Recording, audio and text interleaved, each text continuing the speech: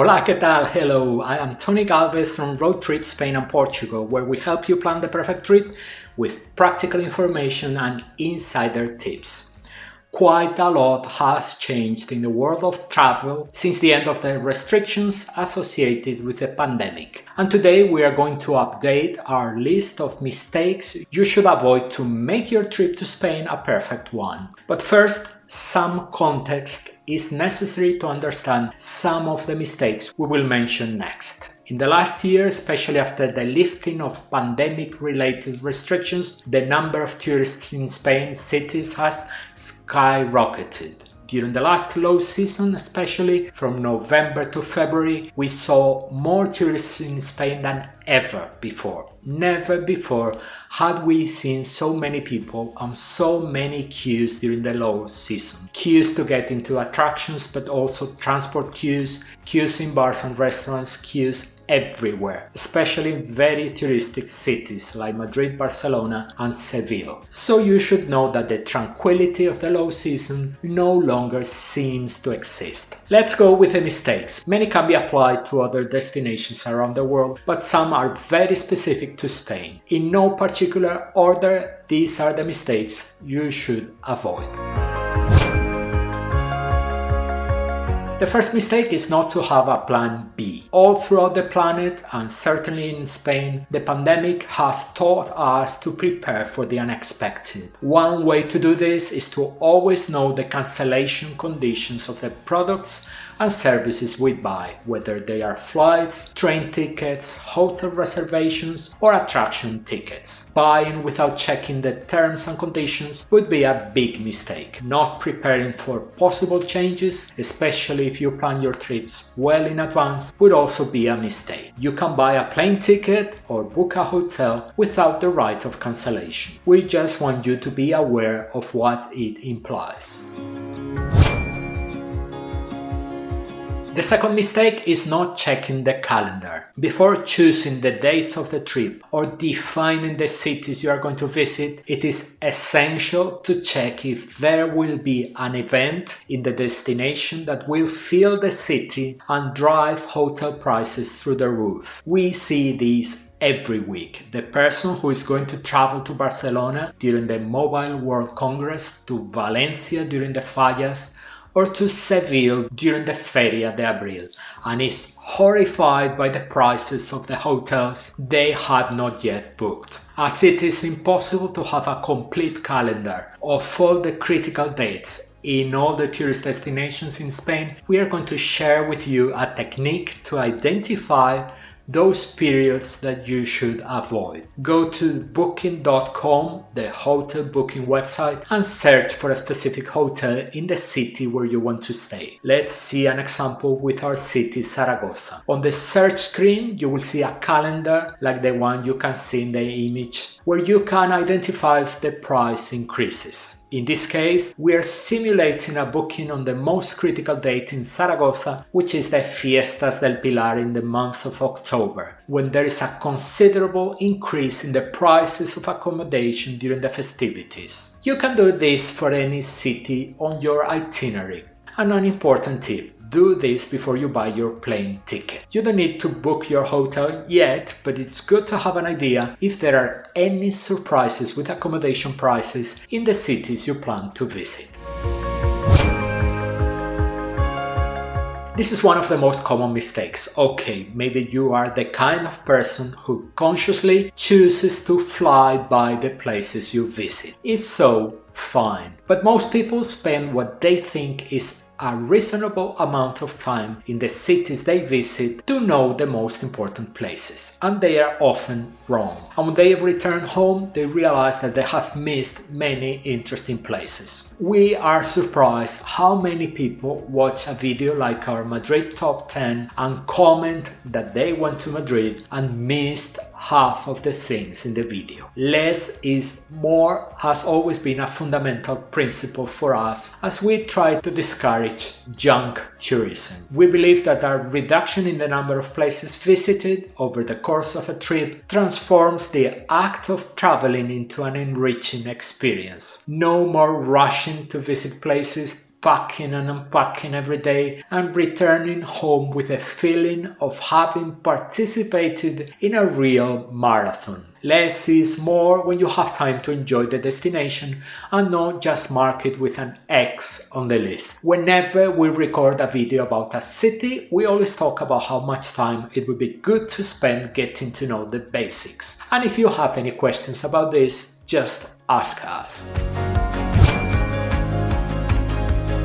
The next mistake is closely related to the previous one. Since you are going to Spain and probably other countries as well, why don't you try to see everything? Let me tell you something. We have been traveling around Spain for many decades, north, south, east and west, and there are still many places we haven't been to. You don't even want to scratch the surface of Spain in one trip. The journey, of course, is yours, but if you want to listen to our advice, try to focus on a few destinations and plan to return to the country in the future. And remember, you are not obliged to go to Madrid, Barcelona, Seville, and I don't know how many other places in the same trip. A very good strategy for your first trip to Spain when you don't know the country yet is to choose a big city as your base and take your time to visit all the places nearby. In the case of Madrid and Barcelona, these cities are well served with wonderful day trips, which we have already talked about in the channel. Spain can be visited all year round, but weather conditions change greatly from region to region and from season to season. Choosing the right time to visit Spain is the key to a successful trip, as due to climate change it is increasingly more difficult to give precise indications of what the weather is likely to be like in this or that month on that destination. Just so you understand, we have had in the same city on different dates in the same month of January temperatures of 0 degrees and almost 30 degrees. Our advice is to check the weather forecast a week before you travel, so you can choose the clothes you are going to bring with you. And please never ignore warnings about the extreme heat in Andalusia in July and August. It's so hot, it's like a zombie movie. Until the coronavirus crisis, most tourist attractions in Spain did not require advance purchase, but there were a small number of places where advance purchase was and still is an obligation. They are the Alhambra in Granada. It is the only place in Spain where it is vitally important to secure your ticket as soon as possible. We have already received numerous comments from followers who left ticket purchases to the last minute and missed out on one of the most incredible places in Spain. Don't do like them. The Sagrada Familia in Barcelona. If you arrive at the Sagrada Familia without buying a ticket, you risk not getting in that day. But unlike the Alhambra in Granada, if you buy your ticket for the Sagrada Familia a week before your travel date, you should not have any problems getting in. And the situation is the same in the Park Güell in Barcelona as in the Sagrada Familia. Arrive at the Park Güell with your ticket if you don't want to risk having to wait several hours. But that was before the pandemic. As we said at the beginning of the video, the number of tourists visiting Spain is huge, and buying tickets in advance can help you avoid queues at the most visited attractions. If your trip includes a monument or tourist attraction that you absolutely do not want to miss, make sure you book your tickets in advance. Alternatively, for those attractions that don't require an appointment, try to join the queue first thing in the morning when it's usually much calmer.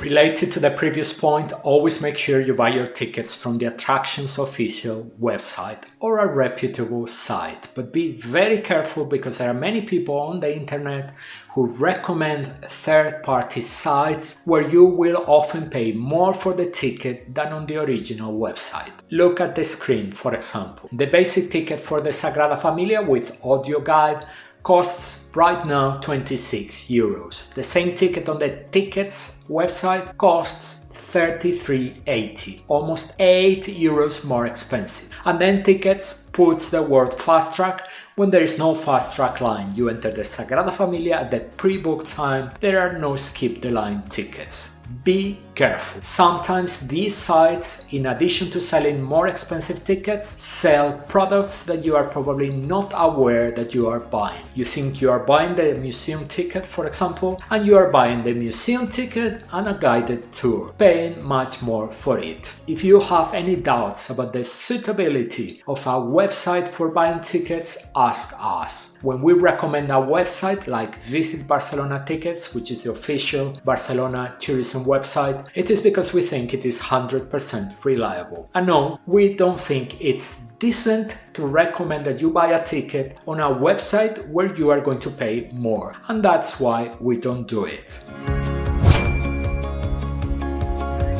Choosing a hotel too far away just to save money is a classic that keeps coming back to our lists. Choosing a hotel too far away can be a big mistake. The savings on the hotel's daily rate are very relative because you will have to spend more to get to the city center. Not to mention that many times the hotel's remote location will force you to take a taxi to get to the hotel from the airport. Also, consider your most precious commodity during your holiday, your time. We have no problem recommending accommodation farther away from the city center, as long as it is well connected to the tourist attractions. One of our favorite hotels in Barcelona, which you are seeing now on screen, the Hotel Portafira, is not even in the city of Barcelona, but in nearby L'Hospitalet de Llobregat. And yet, the hotel is well connected and we enjoyed our stay there so much that we would return without hesitation. But staying in distant neighboring cities to save a few euros, do the maths and don't forget to factor time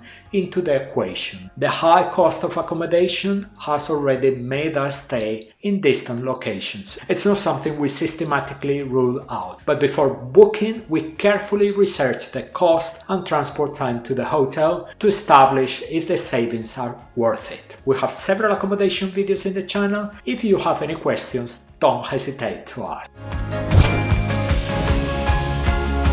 There is nothing to prevent you from buying high-speed train tickets directly at the ticket office of any station for trains operated by specific companies, because in the case of the low-cost company Ouigo, this sale can only be made online. But buying high-speed train tickets at the ticket office is not a good deal. You risk not finding seats. You end up paying the full, more expensive fare that nobody else wanted to buy. And you will also have to pay a service charge of 5.5% of the ticket value. The companies operating high-speed trains in Spain operate in a similar way to airlines. Their prices are dynamic. This means that prices change and usually go up the closer you get to the date of travel. Do you want to travel by high-speed train at the lowest possible price? Then buy your tickets as far in advance as possible.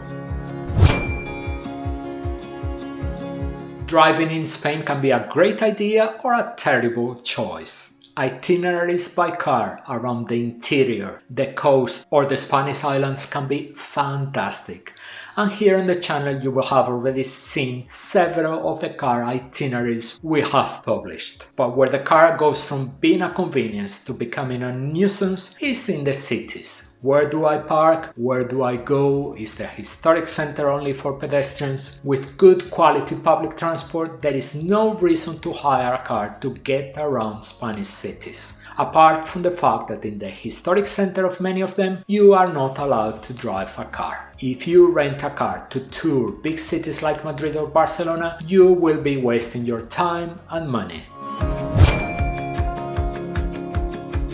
Of all the mistakes on the list, this number 11 is probably one of the most costly. Spain is not a dangerous country and crime rates are among the lowest in Europe, but there is one area where Spain is a champion: pickpocketing. The fundamental advice is always Always carry your documents, money and mobile phone out of reach of thieves, preferably in an inside pocket, always close to your body. As far as possible, also avoid taking public transport with luggage. You won't be able to take care of your bags, your belongings, and hold on to the train while the transport is in motion. Recently, a follower of our channel asked us if it would be a problem to take the metro from Madrid airport to her hotel carrying suitcases. Our answer was that we thought it would be better to take a taxi or a ride-sharing service, because we thought it avoided the risk of theft. A day later, our follower appeared to comment that she took the metro and on the way to her hotel, her passport and mobile phone were stolen. We are not mentioning this episode as a reproach for not having followed our advice.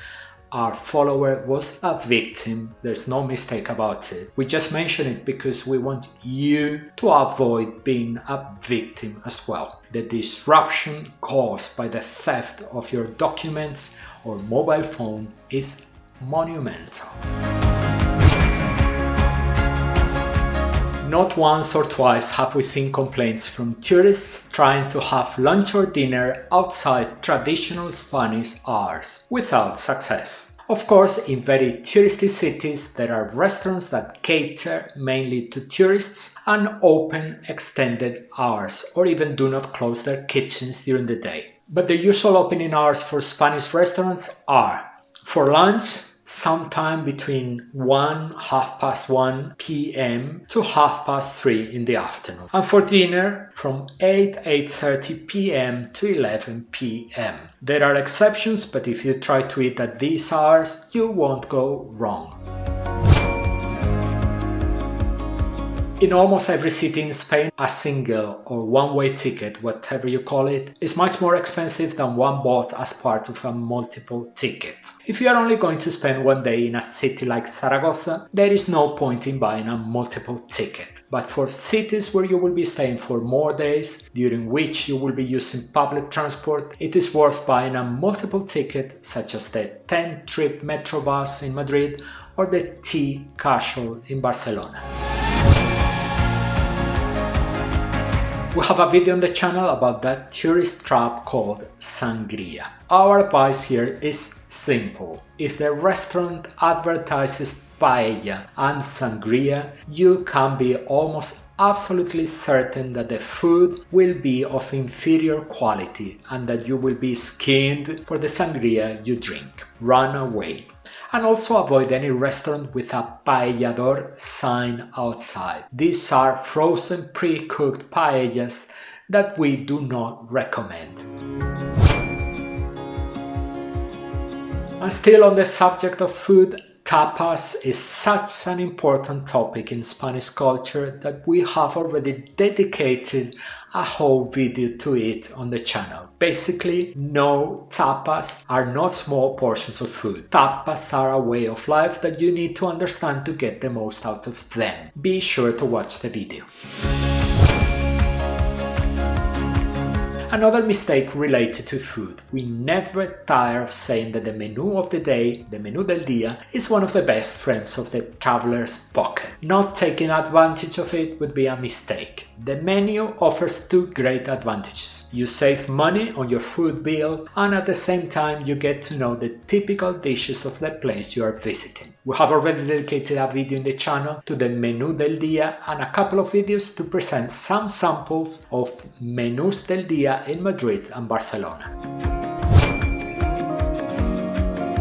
If you are from a country where breakfast is a big culinary event, brace yourself. The breakfast experience for many Spaniards, especially when eaten away from home, is reduced to coffee and pastries. That buffet breakfast with plenty of fruit, sweet and savory options is only served in big hotels. We talk about all this in the video we have already recorded on the channel dedicated to breakfast in Spain.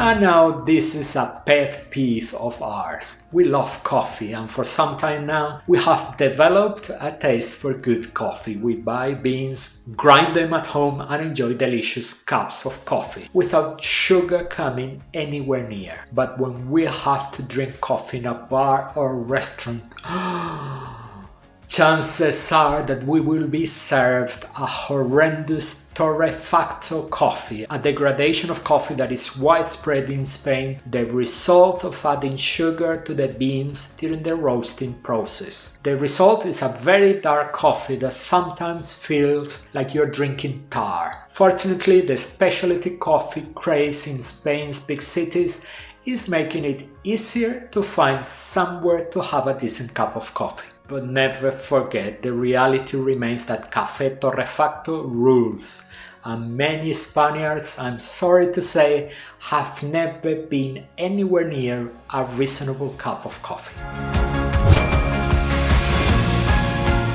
This is a mistake that after living years outside Spain, I realized very clearly when I returned home. We Spaniards are straightforward. Our manner is direct. Our tone of voice is firm and loud. We use the minimum of courtesy, which for a Briton, for example, can cause astonishment. This way of being is often confused with rudeness, which would be unfair as it is not the same thing. We are not saying that there are not unpleasant and unfriendly Spaniards. There are many, but frankness should not be confused with unfriendliness.